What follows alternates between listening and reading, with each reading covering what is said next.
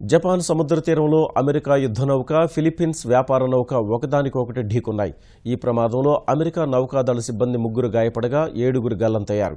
సంఘటనా స్థలికి చేరుకున్న జపాన్ తీర రక్షక దళం సహాయక చర్యలు చేపట్టింది. 2 భారీ నౌకలు పరస్పరం ఢీకొన్న సంఘటన జపాన్ సముద్ర తీరంలో చోటు చేసుకుంది. జపాన్లోని యోకోసుకా నగరానికి 56 నాటికల్ మైళ్ల దూరంలో అర్ధరాత్రి 2:30 గంటలకు అమెరికా యుద్ధ నౌక ఫిట్జెరాల్డ్, ఫిలిప్పీన్స్కు చెందిన వ్యాపార నౌక ఏసీఎక్స్ క్రిస్టల్ పరస్పరం ఢీకొన్నాయి. ఈ ప్రమాదంలో అమెరికా యుద్ధ నౌక తీవ్రంగా దెబ్బతింది. ఆ నౌకలోని 3 కంపార్ట్మెంట్లలోకి నీరు వచ్చి చేరింది.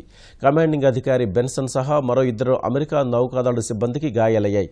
వీరిని హెలికాప్టర్ సాయంతో యోకోసుకా నగరంలోని అమెరికా నౌకాదళ ఆసుపత్రికి తరలించారు. మరో 7 నౌకా సిబ్బంది గల్లంతు కాగా వారి కోసం జపాన్ తీర రక్షక దళం గాలిస్తోంది.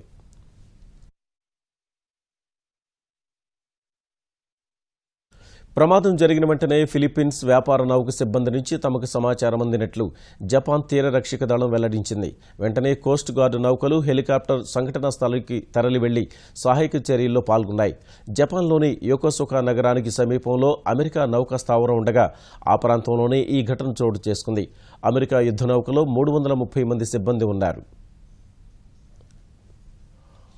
గల్లంతైన అమెరికా నౌక సిబ్బంది కోసం గాలింపు చర్యలు చేపట్టినట్లు జపాన్ తీర రక్షక దళం వెల్లడించింది. సహాయక చర్యల కోసం 5 నౌకల్ని, 2 విమానాల్ని, ప్రత్యేకంగా శిక్షణ పొందిన సిబ్బందిని పంపినట్లు వెల్లడించింది.